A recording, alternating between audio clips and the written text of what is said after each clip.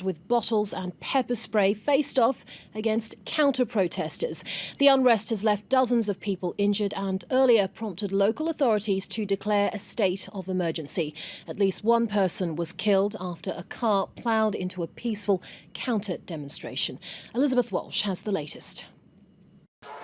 Several hours after a state of emergency was declared in response to clashes between protesters and white supremacists, a vehicle plowed into a group of people marching peacefully in downtown Charlottesville. It drove into the crowd. It rammed into the crowd. It backed up after smashing people. I hate to say bowling pins, but they were just smashed everywhere, and then it drove back really fast in reverse and crashing people again. Hundreds of racist marchers, including neo-Nazis and members of the Ku Klux Klan, arrived in the university town with Nazi and Confederate flags. An equal number of counter-protesters, including members of the clergy, Black Lives Matter, and Cornel West, were there to meet them. But fighting soon broke out between the two groups. There were men marching down the street giving Nazi salutes and saying, "Hail Trump."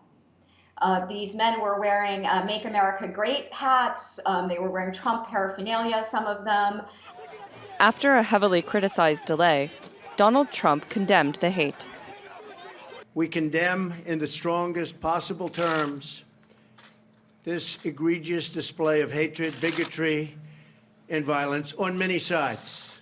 On many sides. What is vital now is a swift restoration of law and order and the protection of innocent lives.